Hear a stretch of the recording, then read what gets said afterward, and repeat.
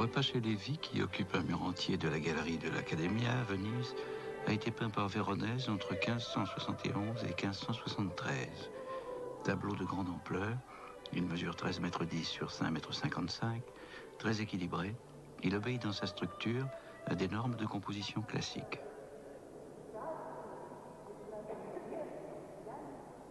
Tous les personnages sont rassemblés dans le tiers inférieur d'un rectangle d'une longueur inhabituelle.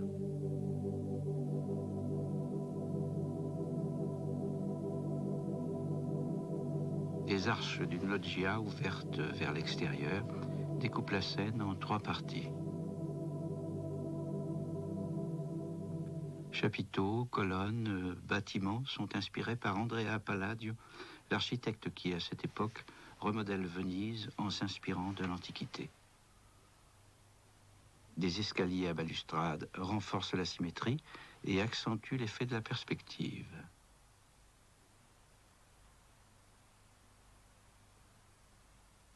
Les lignes de fuite des perspectives convergent sur le personnage du Christ qui occupe le centre de la table.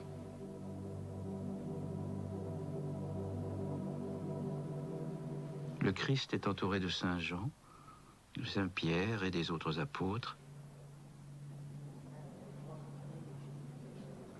Face à eux, Judas et Lévi occupent des positions symétriques par rapport au centre de la table.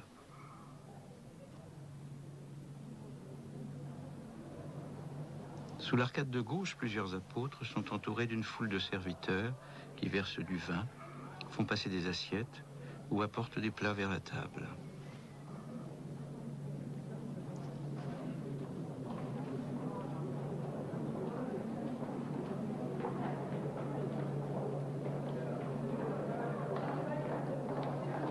Sous l'arcade de droite, le reste du banquet, encore d'autres apôtres, des pages, des serviteurs et des soldats.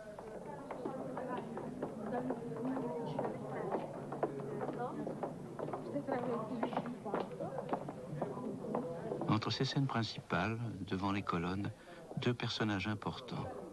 À droite, le maître d'hôtel, ou le cuisinier en tenue bariolée. À gauche, un personnage en tenue verte, peut-être un autoportrait de Véronèse. Tous les groupes sont reliés entre eux par le geste ou le regard. Des personnages se greffent sur d'autres personnages. Des scènes secondaires s'emboîtent dans la scène principale.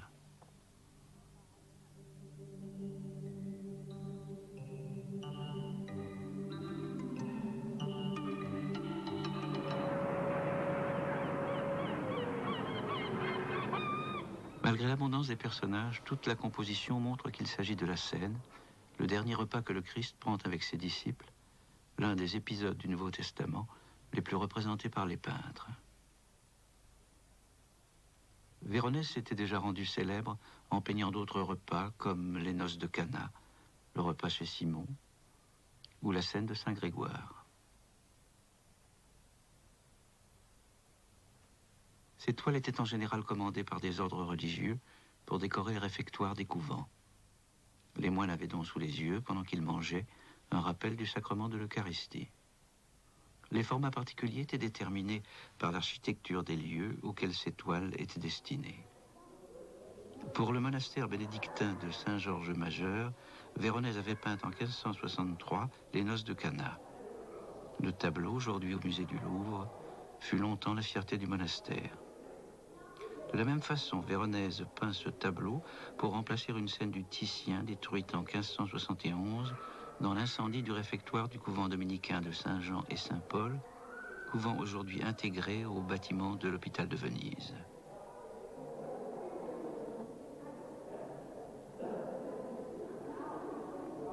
Il est dit dans les chroniques que les soldats hébergés par ce couvent, peut-être au cours d'une beuverie, auraient mis le feu au réfectoire qui fut complètement détruit.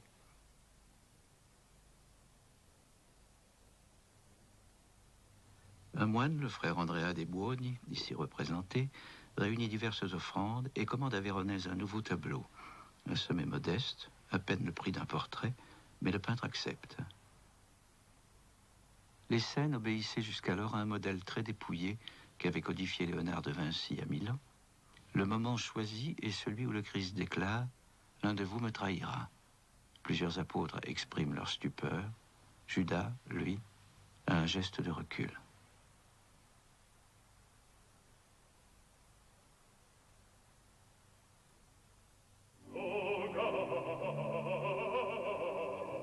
Véronèse transforme complètement l'espace et l'esprit de la scène. De la quinzaine de personnages traditionnels, il passe à une cinquantaine. Il représente un grand banquet à la vénitienne, où il rassemble des personnages richement habillés et festoyants.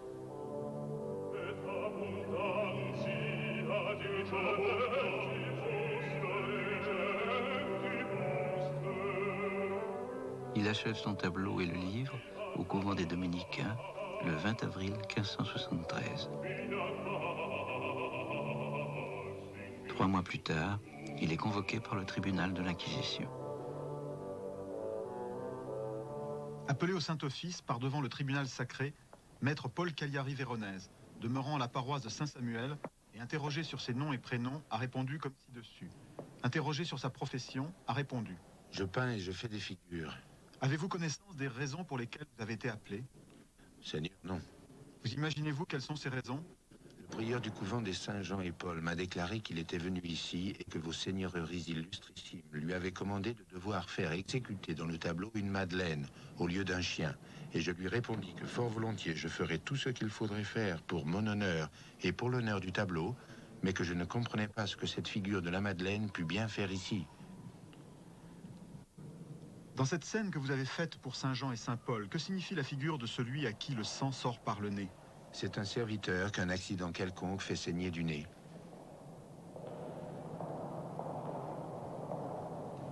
Que signifient ces gens armés et habillés à la mode d'Allemagne, tenant une hallebarde à la main? Il est ici nécessaire que je dise une vingtaine de paroles. Dites-les. Nous autres peintres, nous prenons de ces licences que prennent les poètes et les fous. Et j'ai fait ces hallebardiers, l'un buvant, l'autre mangeant au bas d'un escalier, tout près d'ailleurs à s'acquitter de leur service, car il me parut convenable et possible que le maître de la maison, riche et magnifique, selon ce qu'on m'a dit, dût avoir de tels serviteurs.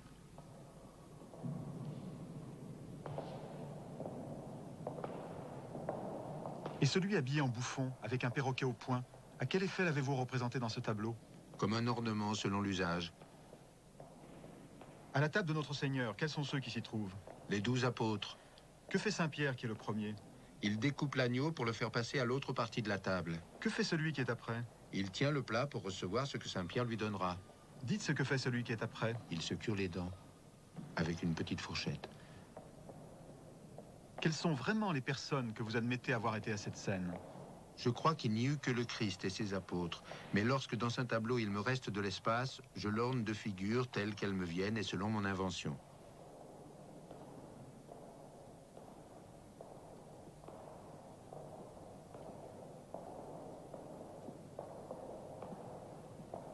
Est-ce qu'il vous paraît convenable, dans la dernière scène de notre Seigneur, de représenter des bouffons, des Allemands ivres, des armes, des nains et autres niaiseries?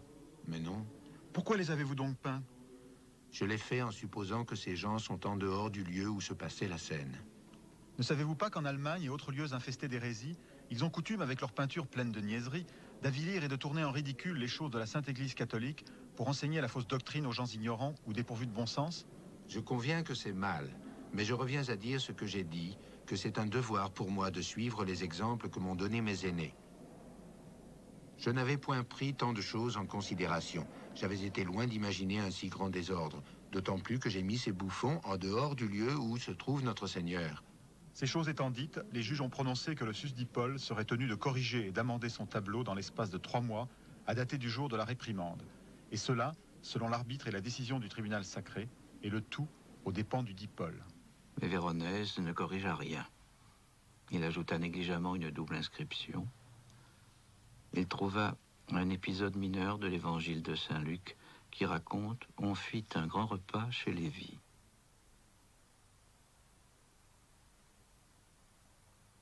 Simon est devenu Lévi et la dernière scène est devenue le repas chez Lévi. Étrange procès. D'abord parce que l'Inquisition s'attaquait à un peintre dont la célébrité était déjà immense. Ensuite parce que cette Inquisition romaine n'avait que peu de pouvoir à Venise, où elle ne pouvait siéger qu'en présence des représentants du gouvernement civil. D'ailleurs, le procès ne s'ébruita pas, fut très vite oublié, et la carrière de Véronèse continua sans autre problème politique ou religieux. Étrange tableau aussi. Il s'agit d'une représentation du mystère de l'Eucharistie. Le pain et le vin, symboles de la chair et du sang du Christ, sont partout présents. Mais le hallebardier qui boit du vin sur l'escalier de droite fait pendant au serviteur qui saigne du nez sur l'escalier de gauche. C'est le personnage en vert, donc peut-être Véronèse lui-même, qui montre le pain et le vin, et non le Christ.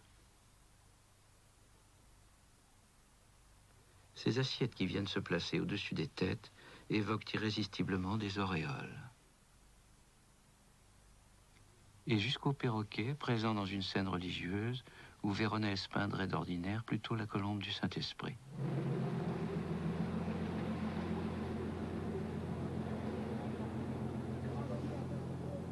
On ne connaît pas d'image des ateliers des peintres de la Renaissance.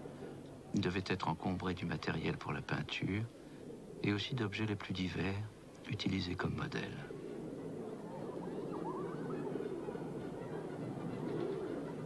Les couleurs des peintres de la fin du XVIe siècle étaient surtout des pigments minéraux, des pierres extraites de mines ou de carrières et broyées à la meule ou au mortier.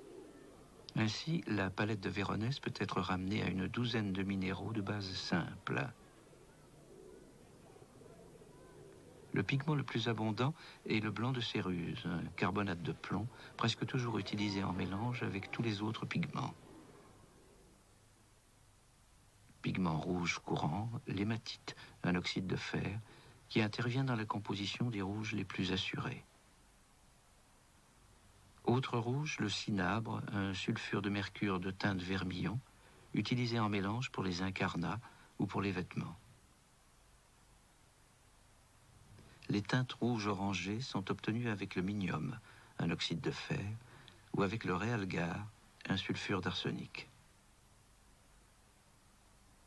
L'or-piment, dont le nom signifie pigment d'or, est un sulfure d'arsenic utilisé pour les reflets de vêtements jaunes. La litharge, un oxyde de plomb, est le jaune clair le plus abondant de la palette de Véronèse.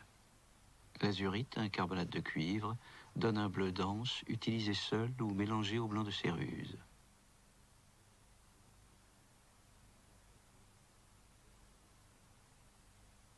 Le lapis-lazuli, une pierre précieuse, donne le bleu d'outre-mer. Très rare dans le repas chez Lévy, tableau bon marché, cette couleur fort coûteuse abonde au contraire dans les noces mystiques de Sainte-Catherine.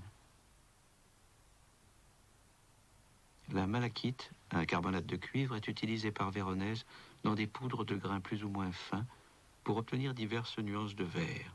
Ce pigment est à l'origine du fameux vert véronèse. Véronèse utilisait aussi plusieurs pigments courants qu'il mélangeait. Lac rouge, lac violette, ocre brun roux et ocre brun jaune. Toutes les couleurs, toutes les textures, tous les effets de lumière étaient obtenus par le simple mélange de ces pigments de base.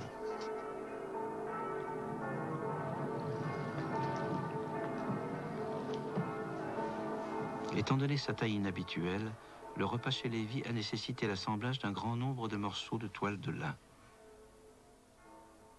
Véronèse effectuait de multiples croquis préparatoires qui, la plupart du temps, aboutissaient à un dessin de mise en place générale des architectures et des personnages que le peintre reportait ensuite sur la toile par un système de quadrillage.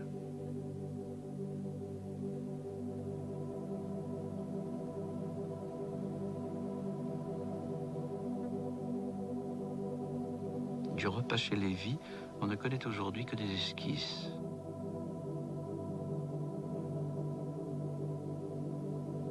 Mais sous les couches de peinture, on distingue, grâce à la photographie infrarouge, le quadrillage de mise en place et le dessin.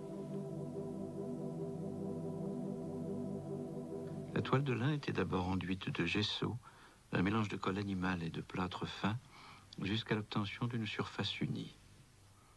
Le dessin était reporté au fusain ou à la pointe d'un pinceau, enduite d'ocre brun.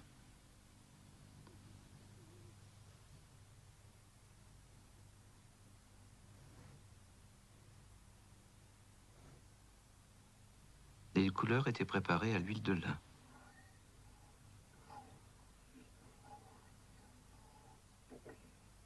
Leur mise en place se faisait en demi-teinte dès la première couche. Les personnages étaient peints en 2 fois, une couche claire qui formait le sous-modelé et une plus sombre pour les ombres.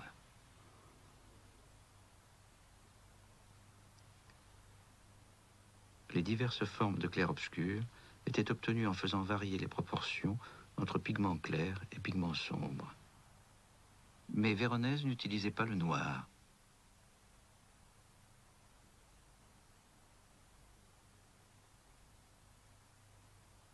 Et dans toute la composition, les touches claires modulaient les reflets de lumière.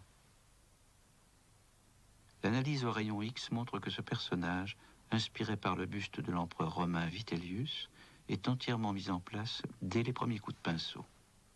La minceur de la couche et la technique picturale de Véronèse sont d'ailleurs fort bien mises en évidence par l'analyse d'échantillons microscopiques. Ce reflet sur l'épaule du hallebardier de gauche, de légères touches de blanc de céruse sur le fond d'azurite. De gauche à droite, la préparation blanche de gesso et de colle, des grains d'azurite mêlés à un peu de laque rouge et des traces de blanc de céruse mêlées à de l'azurite. Les motifs de la veste du personnage en vert, de gauche à droite des traces brunes du dessin original, des grains de malachite verte avec quelques traces d'azurite et la mince touche de litharge jaune. La chemise à rayures rouges du serviteur noir qui monte l'escalier, par-dessus la préparation de gesso, une couche de blanc de céruse et une mince couche de cinabre et de laque rouge où l'on distingue quelques grains de noir de carbone et d'azurite. L'analyse en réflectographie infrarouge montre qu'un personnage qui se trouvait devant Lévy a été recouvert, sans doute un page, éliminé par Véronèse, afin de rééquilibrer le centre du tableau. Peut-être en relation avec la disparition du page, la position de la tête de Lévy a été légèrement modifiée.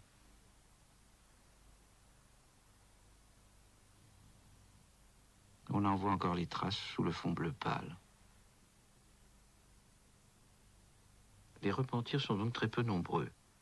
Les quelques autres retouches concernent la position des personnages ou encore les perspectives des bâtiments et des colonnes. Véronèse aime saturer l'espace des personnages et créer des groupes d'opposition. Derrière le profil régulier de Lévy, il fait surgir un profil Camus. Derrière le sombre Judas, un visage suave à la Léonard de Vinci. Et derrière le pâle cuisinier, un visage africain.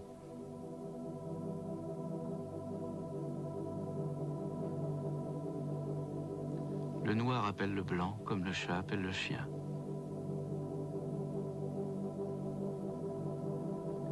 On retrouve ce système d'opposition dans le traitement de la couleur. Le ciel et les architectures du fond sont traités en couleur froide.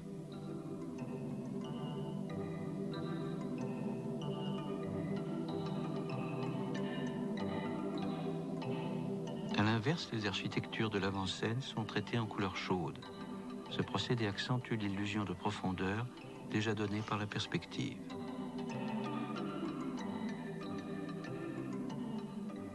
De loin, le tableau paraît de teinte uniforme assez neutre, peu contrastée et d'une remarquable homogénéité.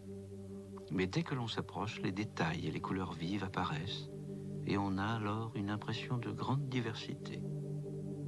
Pourtant, la palette du repas chez Lévy est assez simple. Tous les tons sont obtenus par dégradé des couleurs de base.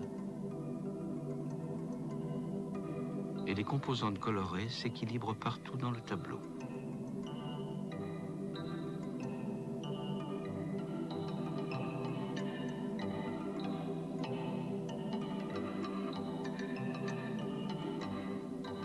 Par exemple, dans la zone de la balustrade, une gamme de rouge et une gamme de jaune font contrepoint à une gamme de gris chaud. Avec très peu de couleurs de base, une très grande variété d'effets colorés a été obtenue. Mais ce qui rend encore plus remarquable le système chromatique de Véronèse, c'est la mise en opposition de couleurs complémentaires. Les deux verts du manteau du personnage principal s'opposent exactement aux deux roses du négrillon. Le système est parfois encore plus complexe. Le bleu du vêtement de Saint-Pierre est situé entre le jaune vif du personnage debout et le rouge de Lévi. Or, si on mélangeait ces deux dernières couleurs, on obtiendrait un orangé qui est le complémentaire du bleu. Les couleurs de toute cette zone centrale sont donc reliées entre elles et distribuées d'une façon très rigoureuse afin d'obtenir la plus grande luminosité. Le tableau aujourd'hui à la galerie de l'Accademia resta longtemps au réfectoire de Saint-Jean et de Saint-Paul. En 1697, à nouveau, un incendie dévaste le couvent. On dit qu'un moine aurait alors découpé la toile en trois et l'aurait sauvée en la sortant par les fenêtres. Restauré, le tableau est encore là, sur le fond, lors d'une réception du pape à Venise que peint Guardi en 1786. Confisqué par les armées napoléoniennes, le repas chez Lévi passe 15 ans au musée du Louvre. Restitué à l'Italie à la chute de l'Empire, il est mis en place dans l'ancien couvent de la Charité, transformé en galerie-musée de l'Accademia pour y recevoir les œuvres des peintres vénitiens. À cette époque, on adjoint au tableau de Véronèse une corniche qui semble prolonger les architectures peintes. À partir de 1980, la restauration de la toile a été effectuée à San Gregorio, une église gothique de Venise, transformée en atelier de restauration des objets d'art. Les mastiques anciens qui soudaient les trois grands morceaux de toile ont été ôtés. Les accrocs et les déchirures ont été réparés.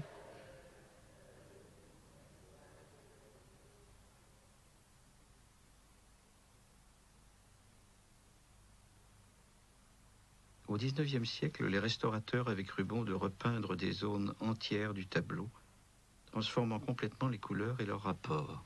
Le ciel, en particulier, avait été repeint avec des pigments modernes, comme le bleu de Prusse, et on lui avait donné une dominante rose. De la même façon, les vêtements ou les visages des personnages avaient été mis au goût du jour. À cela s'était ajoutée l'oxydation des couches de vernis successives.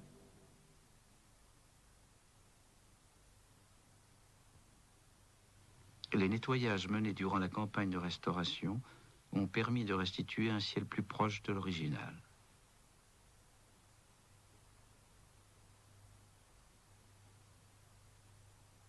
Et sur toute la surface de la toile, les couleurs de Véronèse ont retrouvé leur pureté.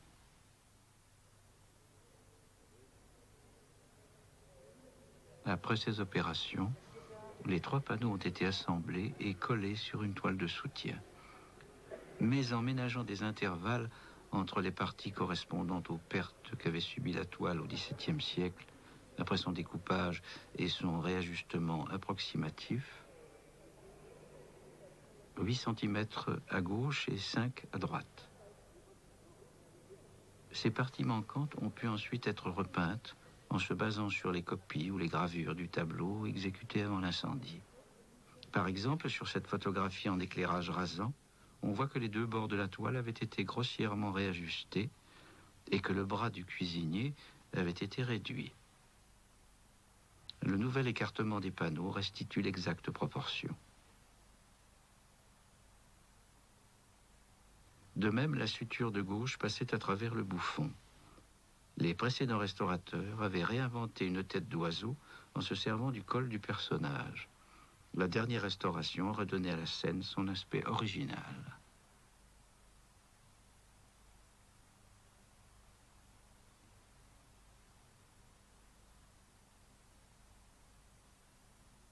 On a également récupéré les bords du tableau qui, faute de place dans le musée, avaient dû être repliés contre le châssis. 9 cm à droite et 8 à gauche. Pendant longtemps, on avait vu un repas chez Lévi réduit, jauni, terne, aux couleurs faussées. On peut désormais voir le tableau tel que Véronèse l'avait peint.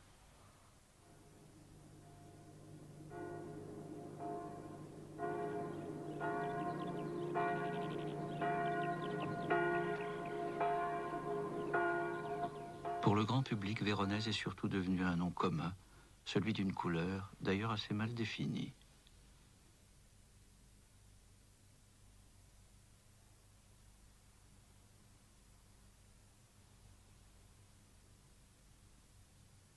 On a peut-être oublié l'influence décisive que le peintre a eue sur la sensibilité moderne à la couleur, à travers Tiepolo, Fragonard, Delacroix ou Renoir.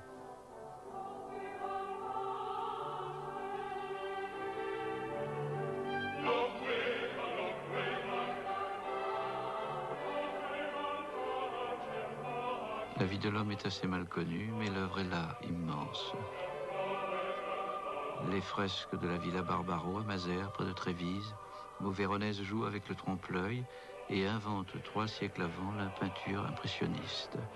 Les peintures de l'église San Sebastiano, que le peintre a passé sa vie à décorer et où il est enterré. Les peintures du Palais des Doges, où il a décoré plusieurs salles à diverses étapes de sa carrière. Enfin, ces nombreuses toiles que, dès le XVIIe siècle, des collectionneurs européens s'arrachaient à prix d'or.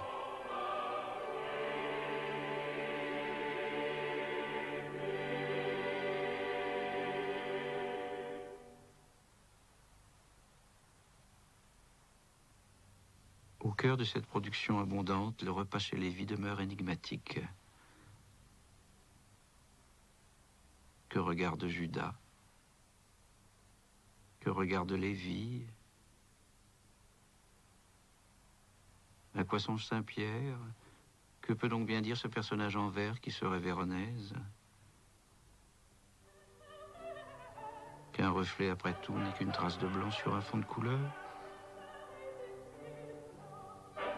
C'est-à-dire que tout art est illusion, et même illusion d'illusion.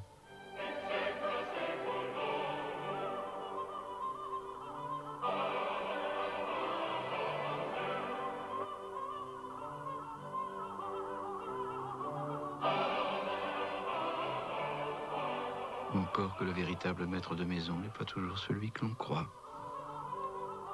En cette fin de Renaissance, le Christ occupe bien encore le centre du tableau, selon un principe classique, mais déjà il passe à l'arrière-plan. Et c'est le peintre en personne qui vient occuper le devant de la scène.